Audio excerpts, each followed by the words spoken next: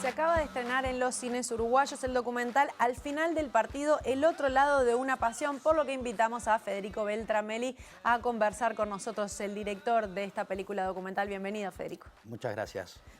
El título ya habla de partido, o sea que nos puede llevar hacia el fútbol, pero está bueno que vos definas, para quien no la vio todavía, de qué se trata esta película.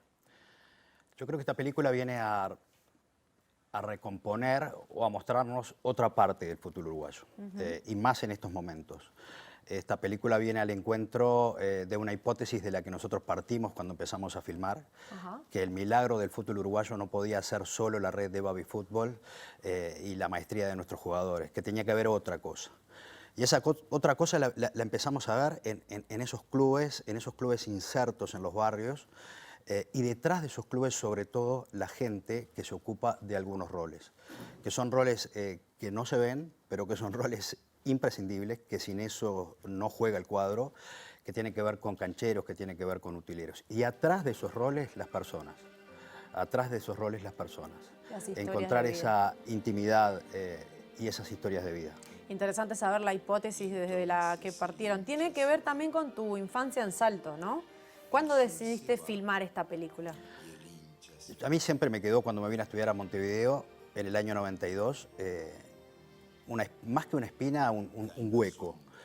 Mi rutina en Salto se componía de estar todas las semanas acompañando a mi club en los entrenamientos y los domingos ir a la cancha. Y había mucha gente que en alguna medida conformaba su vida de esa forma.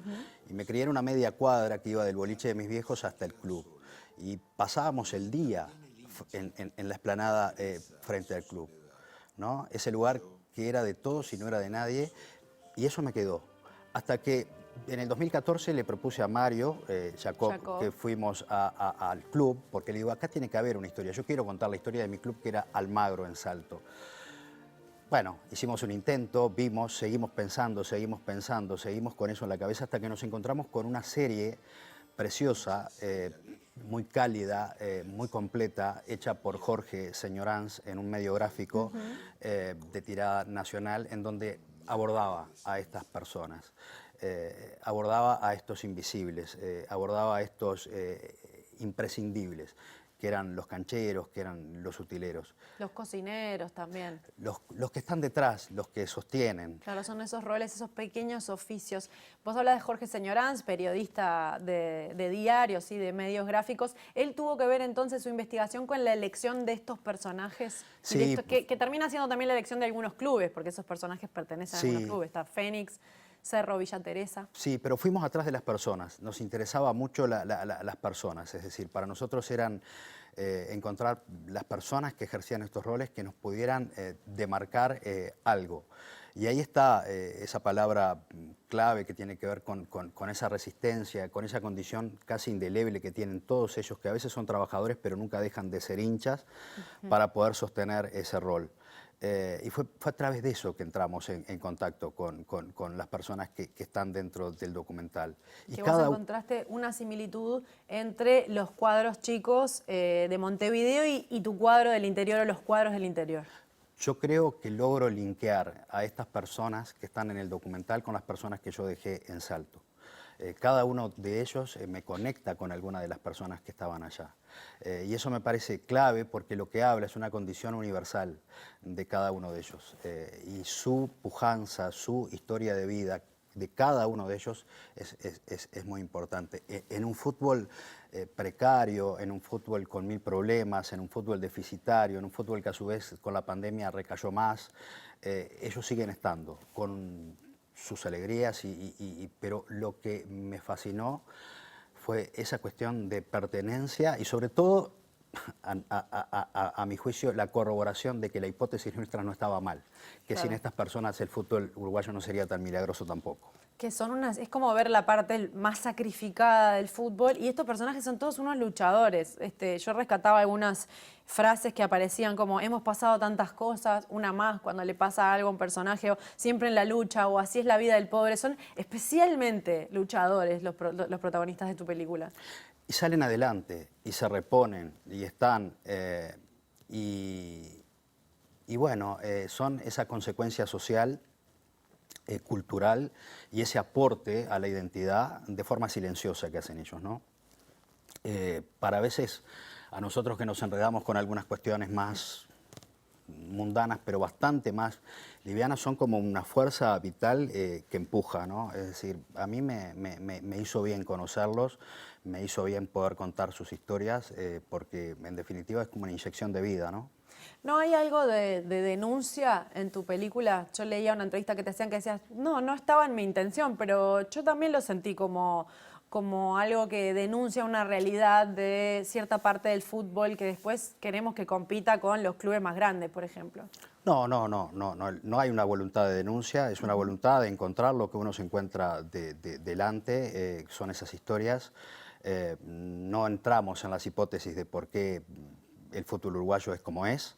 Nos interesaba el encuentro con las personas y su capacidad de sostener su vida y sostener su impronta y sostener su profesión.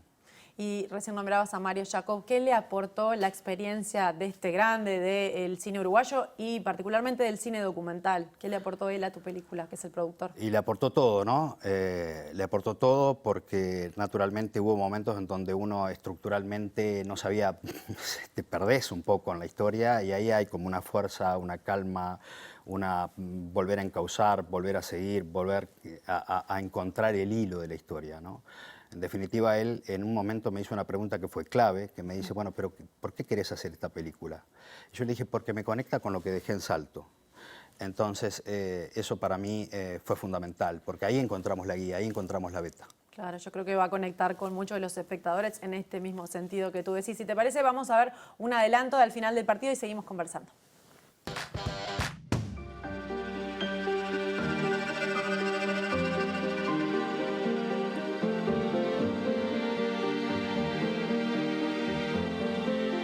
Y entonces el hincha se va.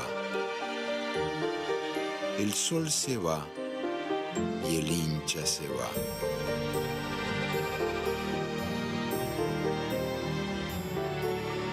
Caen las sombras sobre el estadio que se vacía. En las gradas de cemento arden aquí y allá algunas hogueras de fuego fugaz, mientras se van apagando las luces y las voces. El estadio se queda solo y también el hincha regresa a su soledad, yo que ha sido nosotros.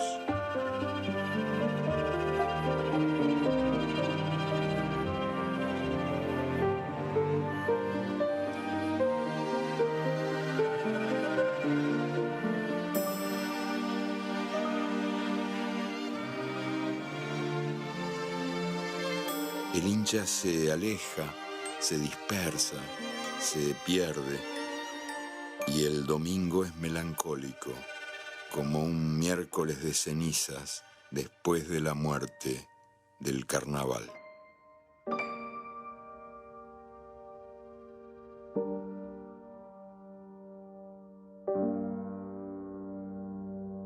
Veíamos el adelanto del final del partido, este documental que ya se puede ver en cines uruguayos. Estamos conversando con su director, con Federico Beltramelli.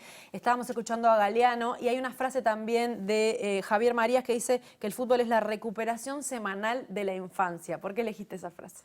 Porque para mí es así. Cada vez que voy al fútbol, sobre todo al fútbol de cancha chica, es esa cuestión de una reconexión con elementos esenciales, básicos, y uno se siente que no precisa nada, que no tiene preocupación, que no hay lunes, que es un domingo eterno, y es eso, ¿no? Esa es la sensación. El fútbol es eso para nosotros, es ese relinquear con ese juego, con ese deporte, pero sobre todo con el espacio-tiempo, que es la infancia, a la que uno siempre quiere volver y nunca puede, ¿no? Tal cual. Y también vos hablas en el documental de que buscaste historias y comunidades que permanecen casi de forma hereditaria. ¿Cómo explicas eso? Porque hay roles que se heredan. El ser hincha es casi un rol. Hay familias enteras que van de padres a hijos transmitiendo esta cuestión que tiene que ver con la pasión.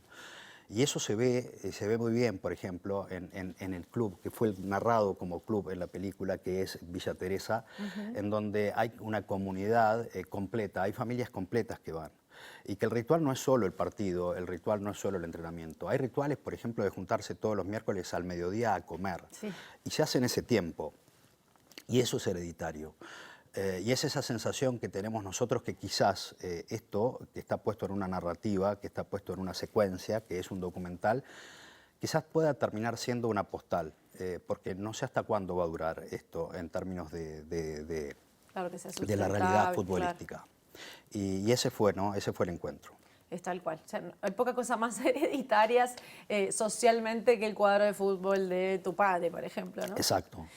Otra frase que me interesó es que querías registrar las acciones de esta comunidad sin las mediaciones de discursos gastados. ¿Cuáles son los discursos gastados? Los discursos gastados son los que vemos permanentemente en el fútbol. No es tampoco entrar en una trastienda por entrar en una trastienda, sino es por darle representación, por poner también en una situación de ser visto, de ser parte de la historia, de retratar estas historias. No es que no se hayan hecho. Acá en este mismo canal hay una serie muy linda sobre clubes y ahí encontramos con la posibilidad y el trabajo tanto de Diego Varela, que es compañero también del canal, y de Daniel Márquez en el montaje, de poder entrar a contar estas fracciones de vida que quizás algunos las sospechamos pero no las logramos ver. En esos espacios chicos, en esos espacios en donde también se vuelven muy míticos o mitológicos, poder encontrar personas y que esas personas encarnen una historia. Y eso creo que en la película se logra. ¿Fue difícil entrar con esta lógica de documental, más puro de documentar, sin preguntar, digamos, sin que haya tanto testimonio, a entrar a ciertos lugares y que la cámara desaparezca un poco de la ecuación? La cámara siempre estuvo presente, es decir, pero nada, es una cuestión como de ir de a poco generando un proceso de empatía, de cierta comodidad, de cierta confianza a los efectos de poder contarlo. Y creo que eso estuvo y eso se logró. No fue tan difícil.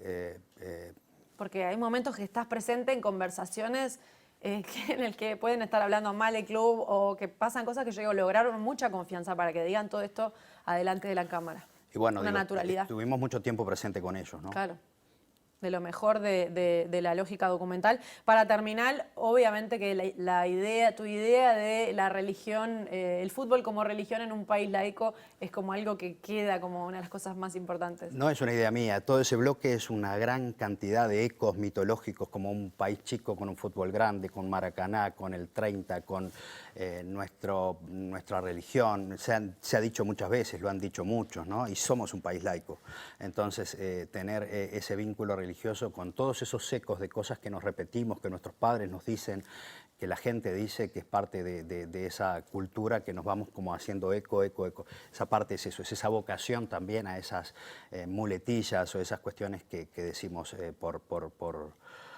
por doquier y que nos permiten afirmar en términos de esa cultura que tenemos. De mito. Bueno, esta película se puede ver en Cinemateca, en la Sala B del Sodre, en el Centro Cultural Florencio Sánchez. Se va a poder ver en el Live Cinema 21 y también en Cultural Alfabeta. Federico Beltramelli, muchísimas gracias por haber estado acá y felicitaciones por la película. Muchas gracias a ustedes. Bueno, nos vamos a una pausa, seguimos con más Correcámara. A la vuelta, entre otras cosas, la escena elegida de hoy. Ya volvemos.